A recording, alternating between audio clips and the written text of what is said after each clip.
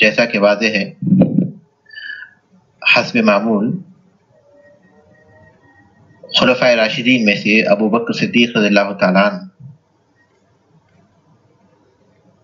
کی خلافت سے متعلق بلکہ ان سے متعلق جو باتیں ہم لوگ اب تک پڑھ چکے ہیں اس کے بعد کا حصہ آج ہم لوگ پڑھیں گے۔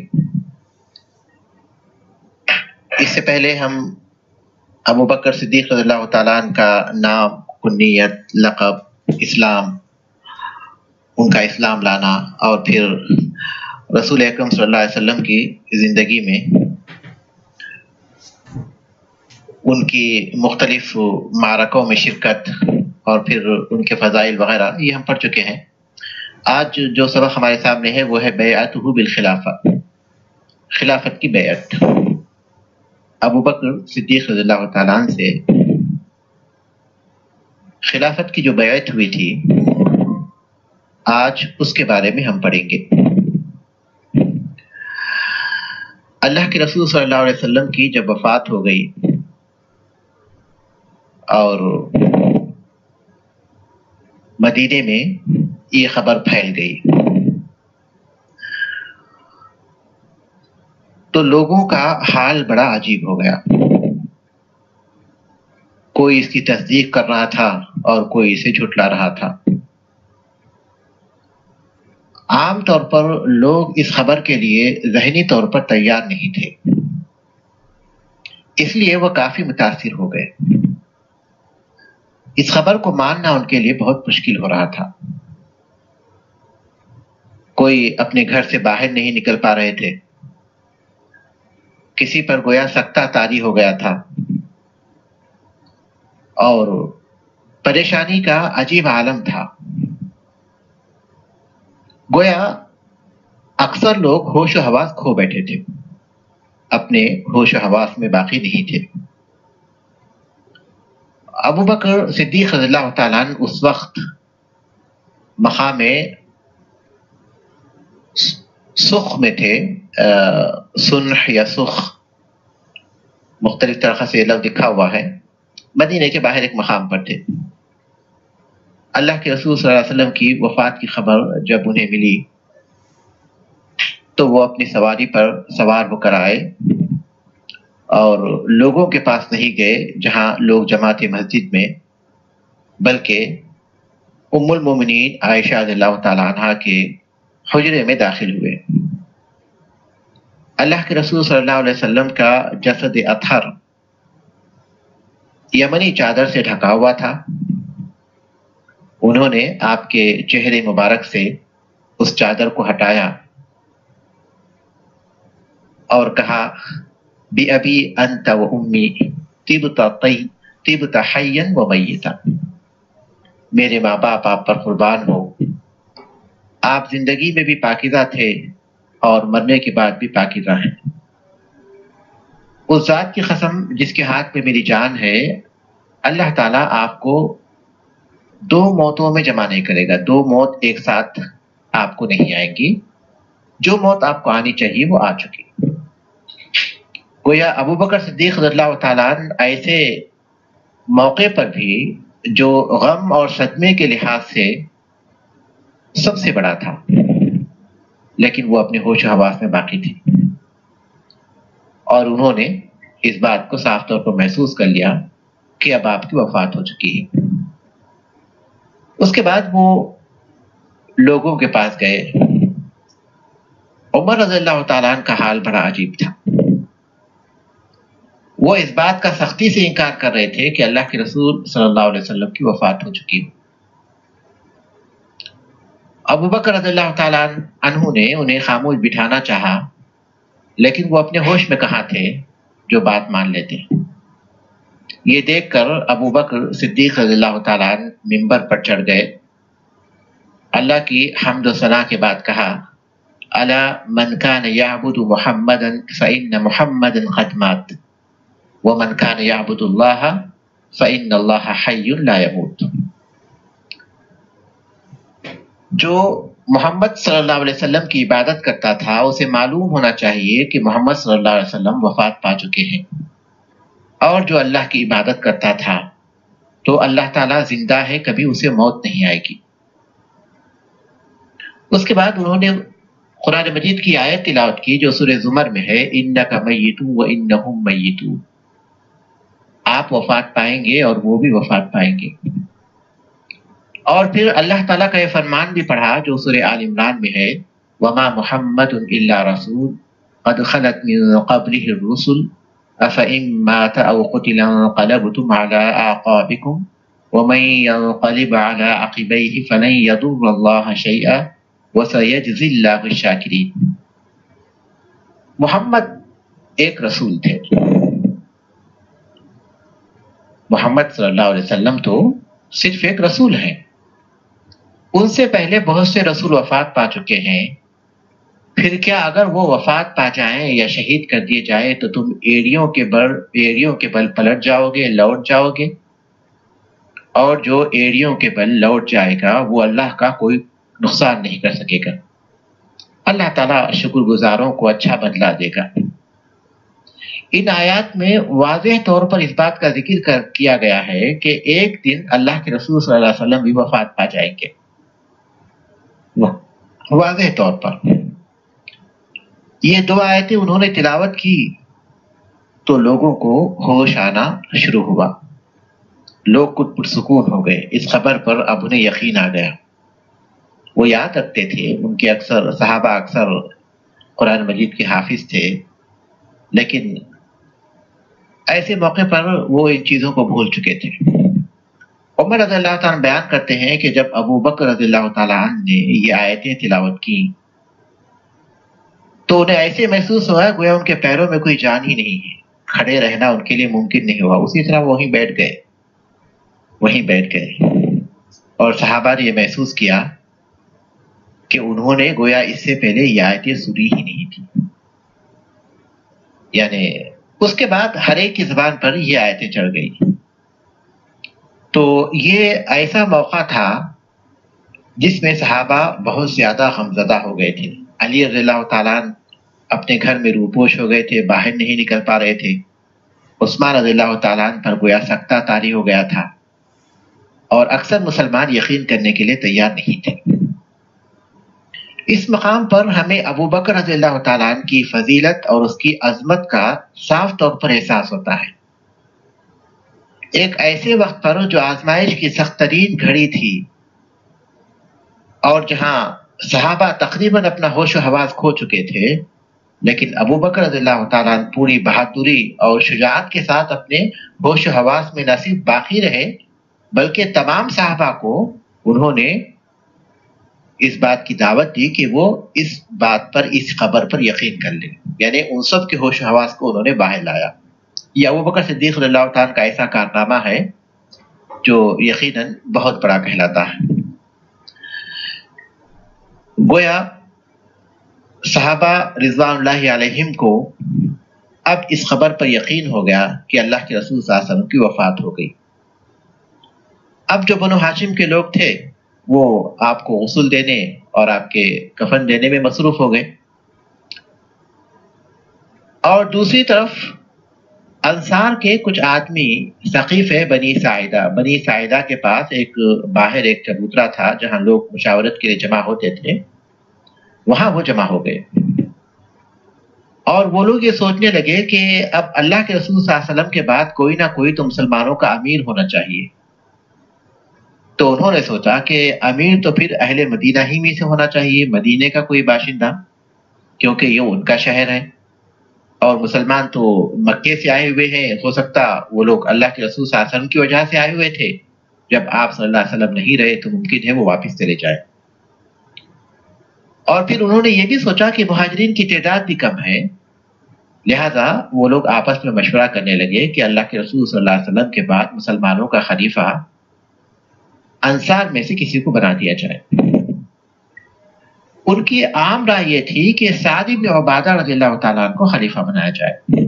سعد بن عبادہ انصار کے سب سے بڑے قبیلے خزرج کے سردار تھے اور کافی عظیم صحابی تھے۔ ادھر مہاجرین کا بھی ایک چھوٹی سی جماعت ابو بکر صدیق رضی اللہ تعالیٰ عنہ کے ساتھ جمع ہوئی تھی، اس بارے میں غور کرنے کے لیے کہ اب اللہ کے رسول صلی اللہ علیہ وسلم کے بعد کس کو امیر بنایا جائے، اور اسی بارے میں غور کر رہے تھے کہ کس کو امیر بنائیں گے اور کس طرح اس مسئلے کو حل کریں گے، تو انہیں پتا چلا کہ بنی ساعدہ کے سقیفے پر انصار جمع ہوئے ہیں اور وہ لوگ بھی اسی بارے میں بات کر رہے ہیں۔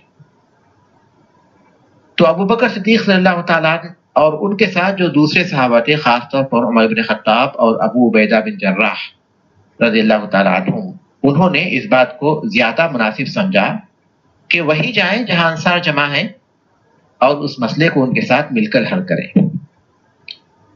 جب وہاں جانے کے ارادے سے یہ لوگ اپنے پاس سے نکلے تو راستے میں دو انصاری آدمیوں سے ملاقات ہوئی، دو انصاری صحابہ سے ملاقات ہوئی، عویمر ابن ساعدہ اور معد ابن عدی۔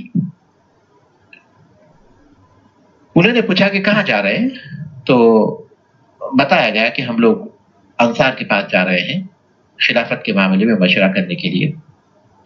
تو وہ لوگ کہنے لگے کہ آپ ان کے پاس کیوں جا رہے ہیں، اپنے طور پر اس معاملے میں مشورہ کر لیجئے اور اپنے طور پر کسی کو خلیفہ بنا لیجئے۔ گویا یہ اس بات کی دلیل ہے کہ انصار میں سے کچھ افراد ضرور ایسے تھے جو جانتے تھے کہ خلافت یہ قریشی میں ہونی چاہیے، یہ مہاجرین میں سے کسی کو خلیفہ بنایا جانا چاہیے، اس بات کو وہ محسوس کرتے تھے۔ لیکن ابو بکر صدیق اور ان کے ساتھ جو صحابہ جمع تھے، انہوں نے اس بات کو ترجیح دی کہ نہیں، وہاں جائیں گے اور وہی بات کریں گے۔ سقیفہ بنی ساعدہ پہنچے، وہاں لوگوں کے درمیان جو بات چیت ہو رہی تھی اس کو انہوں نے سنا، اور انصار میں سے جو باتیں کر رہے، جو مختلف باتیں پیش کر رہے تھے، اس کو بھی انہیں پوری توجہ کے ساتھ سنا۔ انصار میں سے حباب ابن منذر اور بشیر ابن سعد رضی اللہ تعالیٰ عنہما نے بات کی۔ اس کے بعد مختلف باتیں ہوئی۔ بعض انصاری صحابہ نے یہ فکرہ پیش کیا کہ دو امیر بنائے جائیں، ایک مہاجرین میں سے ایک انصار میں سے، لیکن ابو بکر صدیق رضی اللہ تعالیٰ نے پھر لوگوں سے خطاب کیا۔ عمر رضی اللہ تعالیٰ کہتے ہیں کہ اس موقع پر لوگوں سے خطاب کرنے کے لیے میں نے اپنے طور پر، یعنی اپنے ذہن میں ایک خطبہ تیار کیا تھا پیش کرنے کے لیے اچھے انداز سے، تاکہ لوگوں کو سمجھا سکوں، لیکن ابو بکر رضی اللہ تعالیٰ نے مجھے روک دیا۔ اس کے بعد انہوں نے گفتگو کی، اور اللہ کی قسم ان کی گفتگو میری سوچی ہوئی گفتگو سے بہت زیادہ اچھی تھی۔ ابو بکر صدیق رضی اللہ تعالیٰ نے خطبہ دیتے ہوئے سب سے پہلے انصار کی تعریف کی، ان کے فضائل کو ذکر کیا، ان کے فضائل کا اعتراف کیا۔ اس کے بعد رسول اکرم صلی اللہ علیہ وسلم کی حدیث پیش کی کہ الائمۃ من قریش، کہ امام جو ہوگا، امیر جو ہوگا، خلیفہ ہوگا، وہ قریش میں سے ہوگا۔ لا یزال هذا الامر فی قریش ما بقی منهم اثنان، جب تک ان میں دو آدمی باقی رہیں گے، یا جب تک دو آدمی بھی باقی رہیں گے، تو خلافت کا جو معاملہ ہے وہ قریشی میں سے ہوگا۔ اور ایک دوسری حدیث میں رسول اکرم صلی اللہ علیہ وسلم نے یہ بھی کہا کہ امیر جو ہوگا، خلافت کا جو معاملہ ہوگا، وہ قریشی میں ہوگا۔ جو بھی اس معاملے میں ان کی مخالفت کرے گا، اللہ تبارک تعالیٰ اسے آگ میں ڈال دے گا، جب تک وہ اللہ تبارک تعالیٰ کے دین کو غائب کرے۔ یہ احادیث مختلف صحابہ سے مروی ہیں اور صحیح احادیث ہیں۔ اس کا مطلب یہ نہیں کہ قریش کے باہر خلیفہ نہیں بنایا جائے گا، بلکہ قریش میں اگر کوئی قابل ہے تو خلافت کا پہلا حق اسی کا ہے، اور یہ قیامت تک رہے گا۔ لیکن کسی مقام پر کوئی اور شخص مسلمانوں کا خلیفہ بن چکا ہے تو کوئی حرج نہیں، اس کی بیعت کی جا سکتی ہے اور اس کی اطاعت بھی واجب ہوگی۔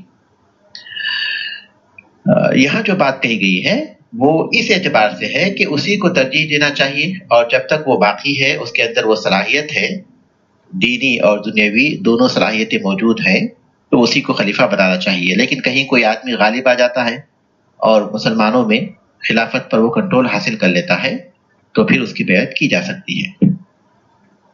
اس کے بعد ابو بکر صدیق رضی اللہ تعالیٰ نے یہ تمام باتیں پیش کرنے کے بعد ظاہر ہے کہ ان کی باتوں سے لوگوں کے سامنے واضح طور پر یہ ثابت ہو گیا کہ خلیفہ مہاجرین ہی میں سے ہونا چاہیے.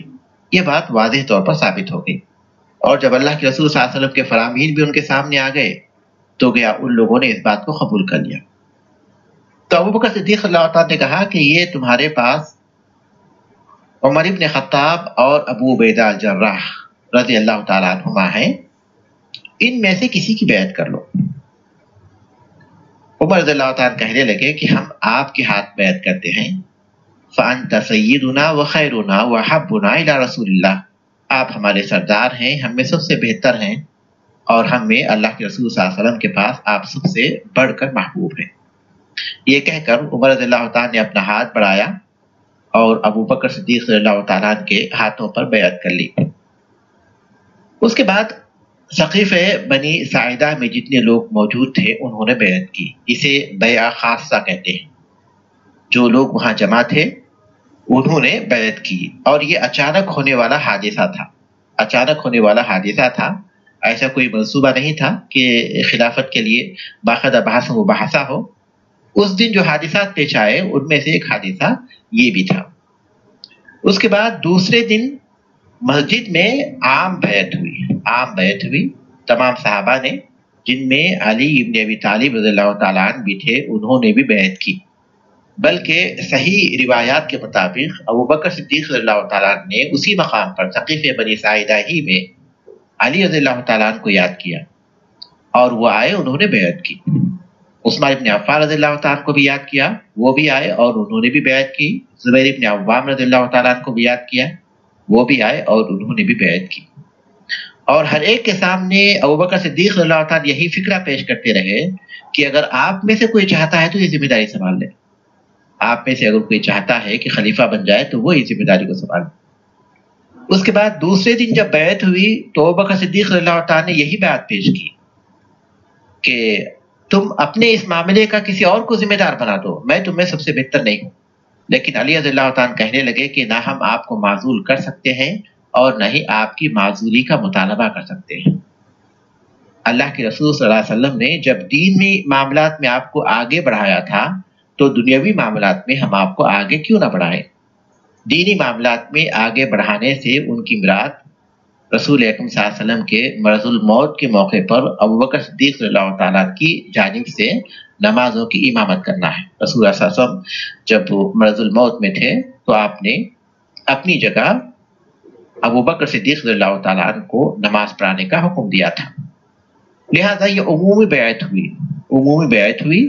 یہ بیعت گویا طرفین کی طرف سے ہے. طرف واحد یعنی طرف اول اس میں خلیفہ ہوتے ہیں اور طرف ثانی لوگ ہوتے ہیں، اور دونوں کی بیعت اس بات پر ہوتی ہے کہ جو خلیفہ ہوں گے وہ اللہ تبارک تعالیٰ کے احکام کے مطابق لوگوں کے معاملات کو چلائیں گے، اور لوگ اس بات پر بیعت کرتے ہیں کہ وہ اللہ تبارک تعالیٰ کے احکام کے مطابق خلیفہ کی اطاعت کریں گے.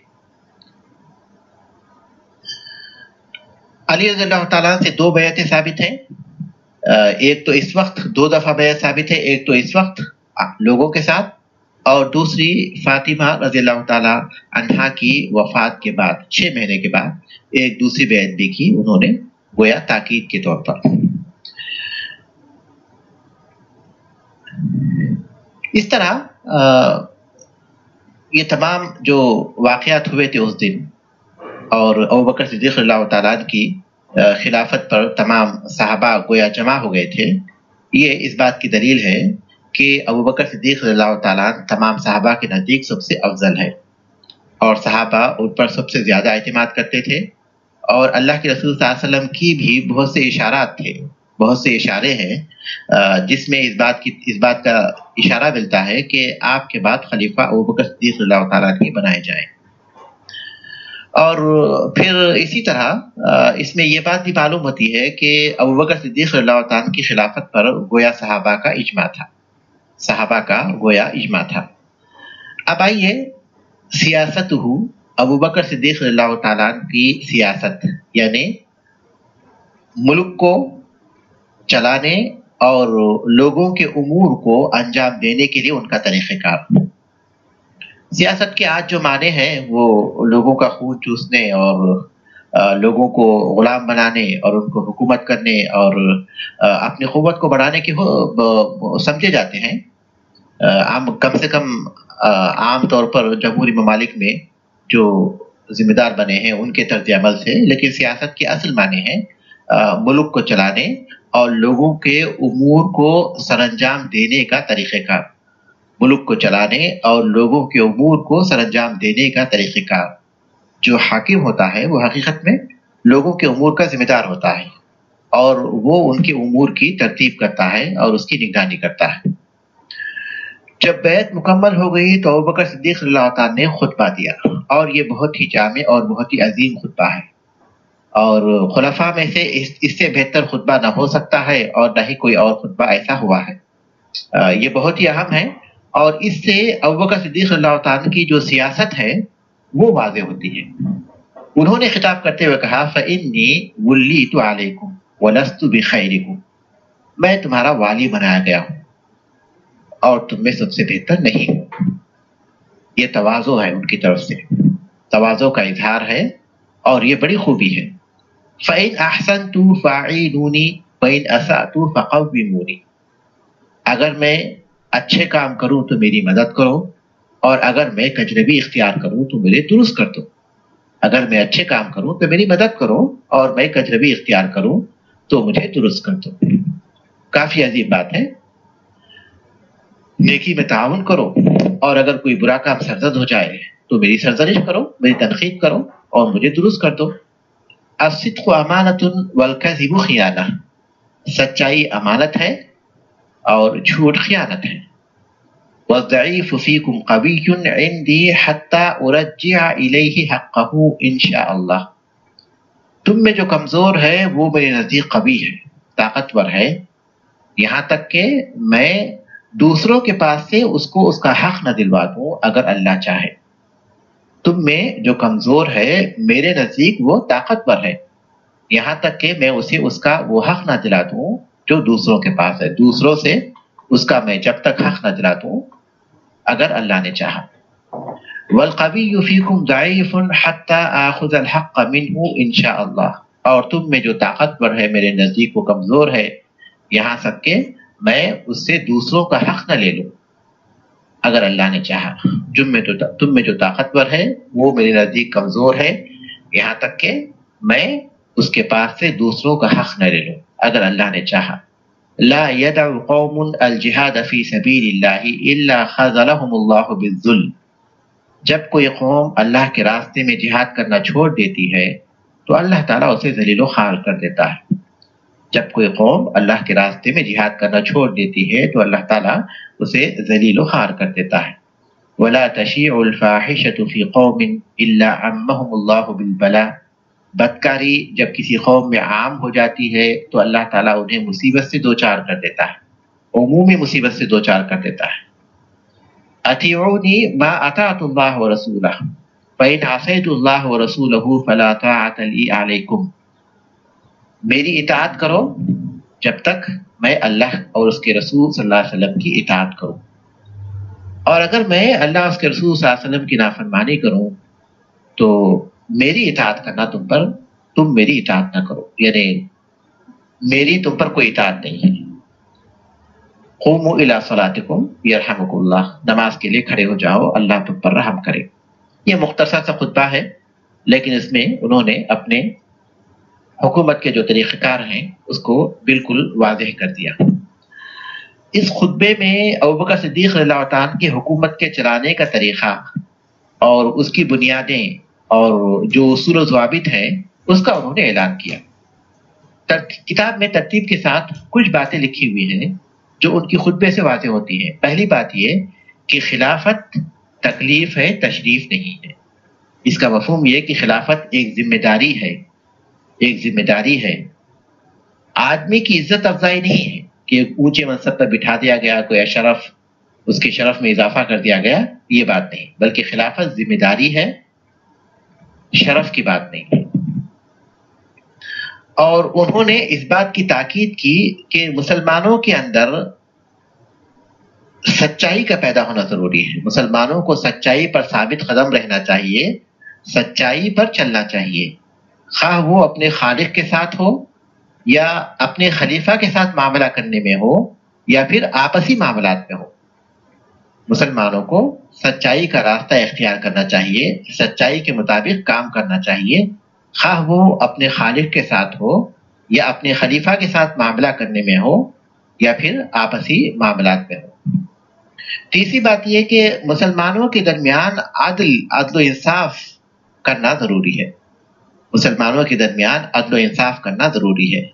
چوتھا نقطہ یہ ہے کہ نیکی اور تقوی کے معاملے میں تعاون کرنا چاہیے، نیکی اور تقوی کے معاملے میں تعاون کرنا چاہیے۔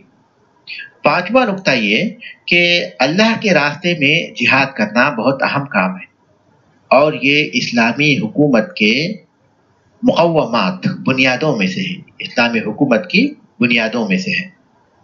پانچواں نقطہ یہ کہ اخلاقی انحرافات یا اخلاقی برائیوں سے مسلمانوں کی سوسائٹی کو پاک ہونا چاہیے، مسلمانوں کا معاشرہ اخلاقی کمزوریوں سے پاک ہونا چاہیے۔ ساتواں نقطہ یہ کہ معروف میں امام کی اطاعت واجب ہے، معروف میں امام کی اطاعت واجب ہے تاکہ مسلمان حکومت کی مضبوطی کی حفاظت کی جا سکے، مسلمانوں کی حفاظت کی، مسلمانوں کی حکومت کی مضبوطی کو قائم رکھا جا سکے۔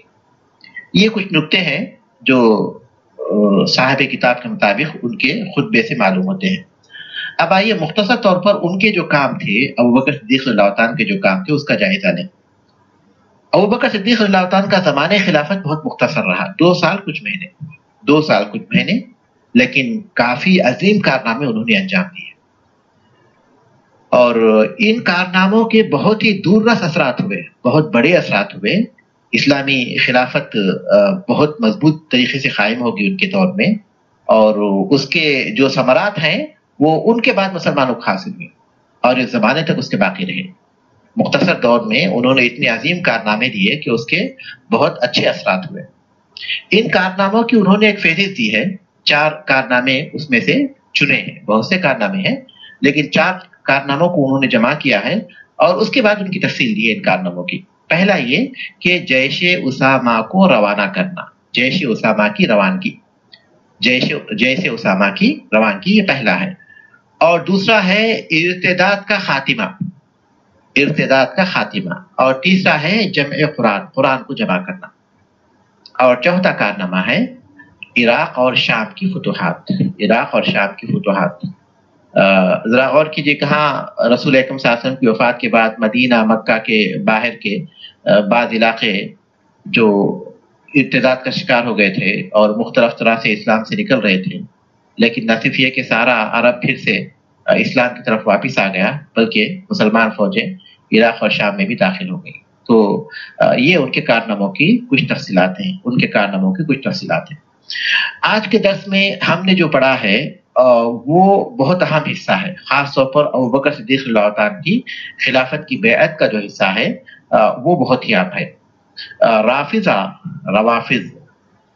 رافضی کی جمع ہے روافض، اور ان کو رافضہ کہتے ہیں، اور یہ وہ لوگ ہیں جو کہتے ہیں کہ خلافت کے حقدار ابوبکر صدیق رضی اللہ تعالیٰ عنہ تھے، لیکن ان سے قبل خلفائے راشدین خلافت کے حقدار علی بن ابی طالب رضی اللہ تعالیٰ عنہ تھے۔ رافضہ یہ کہتے ہیں کہ خلافت کے حقدار علی بن ابی طالب رضی اللہ تعالیٰ عنہ تھے، لیکن ان سے قبل خلفائے راشدین ابوبکر صدیق، عمر فاروق اور عثمان بن عفان رضی اللہ تعالیٰ عنہم نے ان پر ظلم کیا اور خلافت کا حق ان سے چھین لیا۔ اس سلسلے میں جو مختلف روایات آئی ہیں اور جس کو اہل سنت والجماعت کے کچھ اماموں نے بھی نقل کیا ہے، مثال کے طور پر امام طبری نے بھی کچھ ایسے واقعات ذکر کیے ہیں اور ابن کثیر رحمۃ اللہ علیہ نے بھی البدایہ والنہایہ میں ایسے کچھ واقعات جمع کیے ہیں اور ان سے استدلال کرتے ہیں اور یہ ظاہر کرنے کی کوشش کرتے ہیں کہ ایک ایسا معاملہ تھا جس میں صحابہ کے درمیان بہت سخت اختلاف ہوا تھا اور گویا وہ لوگ جو ہے حکومت کے لیے ایک دوسرے کے ساتھ لڑ رہے تھے۔ ان تمام روایات پر اعتماد نہیں کیا جا سکتا، یہ تاریخی روایت ہے اور تاریخ کو جمع کرنے میں اہل سنت والجماعت کے ائمہ نے بھی احتیاط نہیں کیا، کیونکہ ان میں احتیاط کرنا ان کے لیے ممکن نہیں تھا۔ جیسے سنا اس کو جمع کر دیا، بیان کر دیا۔ جیسے حدیث کا معاملہ ہے، حدیث میں انہوں نے باقاعدہ تحقیق کی، واضح کر دیا کہ کون سی چیز ضعیف ہے، کون سی چیز صحیح ہے۔ لیکن اس طرح کی احتیاط حدیث میں نہیں ہوئی. لہذا اگر البدایہ والنہایہ جو ابن کثیر رحمۃ اللہ علیہ نے لکھی ہے، یا تاریخ طبری جو امام طبری رحمۃ اللہ علیہ نے لکھی ہے، یہ بڑے امام ہیں اور بہت ہی معتمد ہیں، لیکن ان کی کتابوں میں اگر کچھ ایسی روایتیں ملتی ہیں جن میں یہ معلوم ہوتا ہے کہ صحابہ کرام کی آپس میں جو ہے خلافت کے معاملے میں تو میں یا پھر اختلاف یا پھر ایک دوسرے کی مذمت وہ لوگ کرنے لگے، تو ان پر اعتماد نہیں کیا جا سکتا، کیونکہ عدالت صحابہ ایک بہت ہی عظیم عقیدے کا معاملہ ہے. اور یہ ممکن نہیں کہ اللہ کے رسول صلی اللہ علیہ وسلم کی وفات کے بعد جو اللہ کے رسول صلی اللہ علیہ وسلم نے جن صحابہ کی تربیت کی تھی اور آپ کے ہاتھوں ان کی تربیت ہوئی، آپ صلی اللہ علیہ وسلم کی وفات کے بعد اس طرح وہ لوگ دولت کے لیے یا پھر حکومت کے لیے آپس میں لڑنے لگے، یہ ممکن نہیں ہے. اس طرح کی تمام روایتیں بالکل غلط ثابت ہوتی ہیں. ان میں سب سے پہلی چیز ہے علی بن ابی طالب رضی اللہ تعالیٰ عنہ کی کا بیعت کرنا. علی رضی اللہ تعالیٰ کا بیعت کرنا ایک ثابت شدہ حقیقت ہے، اور کبھی بھی انہوں نے اس بات کا دعویٰ نہیں کیا کہ وہ ابو بکر اور عمر رضی اللہ تعالیٰ عنہما سے افضل ہے. کبھی بھی اس بات کا دعویٰ نہیں کیا، بلکہ اپنی خلافت کے دور میں تو وہ باقاعدہ منبر پر خطبے کے دوران کہتے تھے کہ جو کوئی بھی مجھے ابو بکر اور عمر رضی اللہ تعالیٰ عنہما پر ترجیح دے گا تو میں اسے بہتان کی سزا دوں گا. گویا وہ بہتان لگا رہا ہے. لیکن شیعہ نے ان تمام روایت کو نظر انداز کر دیا. گویا انہوں نے خود علی بن طالب رضی اللہ تعالیٰ عنہ پر الزام لگایا کہ گویا انہوں نے خیانت کی، یعنی بیعت کرتے ہوئے گویا انہوں نے خیانت کی، جبکہ یہ حقیقت کے خلاف ہے. ابو بکر صدیق اللہ تعالیٰ عنہ کی خلافت پر تمام صحابہ کا اجماع ہے بغیر کسی شک و شبہ کے، جن میں علی رضی اللہ تعالیٰ عنہ بھی شامل ہیں. اور دوسری بات یہ کہ حضرت سعد بن عبادہ رضی اللہ تعالیٰ عنہ جو انصار کے سب سے بڑے قبیلے خزرج کے سردار تھے، ان کی سیرت کے بارے میں بھی اس کو داغدار کرنے کی کوشش کی گئی، اور یہ ثابت کرنے کی کوشش کی گئی کہ انہوں نے گویا خلافت کے لیے انصار میں سے خلیفہ ہونا چاہیے، انہیں خلیفہ بنایا جائے، اس لیے انہوں نے صحابہ سے بحث کی، بیعت نہیں کی. یہ ساری باتیں غلط ہیں، ملیں گی ہمیں. یعنی ایسا نہیں کہ تاریخ میں ایسی روایتیں موجود نہیں ہیں ایسی روایتیں، لیکن ان پر اعتماد نہیں کیا جا سکتا، کیونکہ سندن تو غلط ہے وہ، اور صحابہ کے جو مقام ہے اس سے بھی بالکل فروتر ہے، اس سے کم تر، اس لیے انہیں قبول نہیں کیا جا سکتا. بلکہ صحیح ان روایات کو ہم صحیح مانیں گے جس میں اس بات کا ذکر آتا ہے کہ سعد بن عبادہ رضی اللہ تعالیٰ عنہ نے باقاعدہ بیعت کی. سعد بن عبادہ کون ہے؟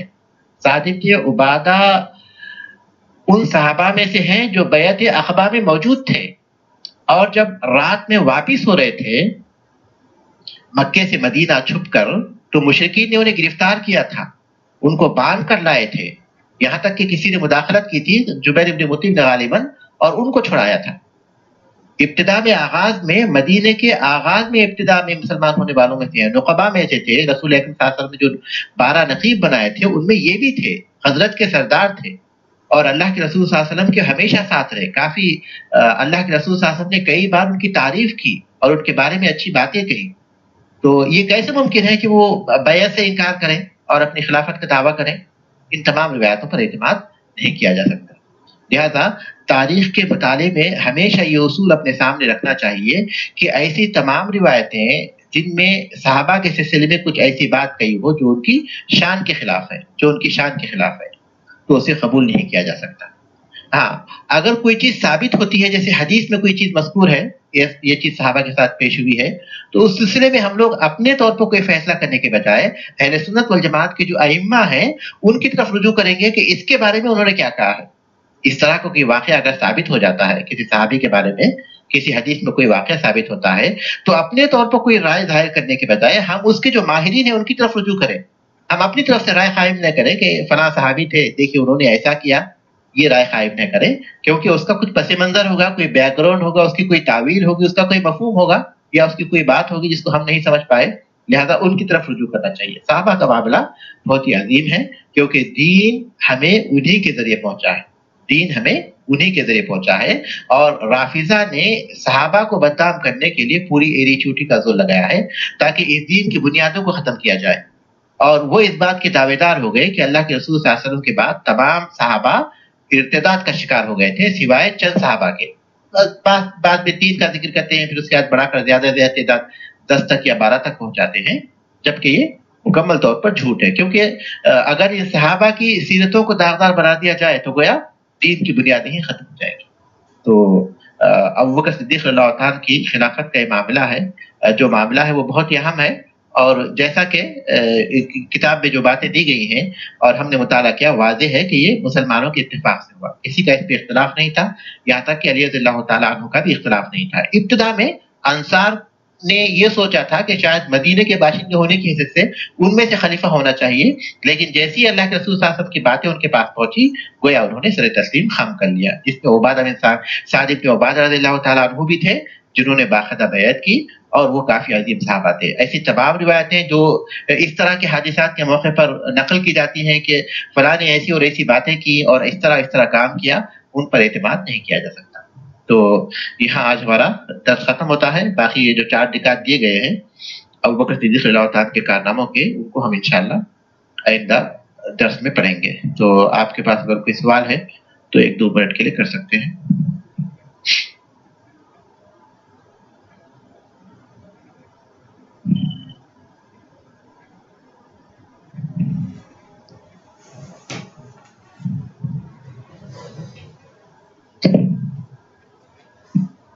اللہ تعالیٰ آپ کو بھی جزائے خیر دے۔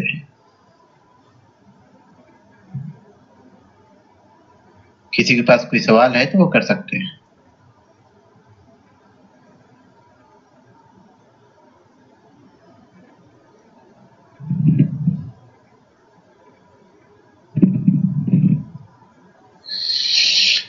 آپ کو بھی اللہ تبارک تعالیٰ جزائے خیر دے۔ تو ٹھیک ہے، یہاں کسی کے پاس سوال تو ہم لوگ اپنا سبق یہاں ختم کرتے ہیں۔ سبحانک اللہم و بحمدک، اشہد ان لا الہ الا انت، استغفرک و اتوب الیک۔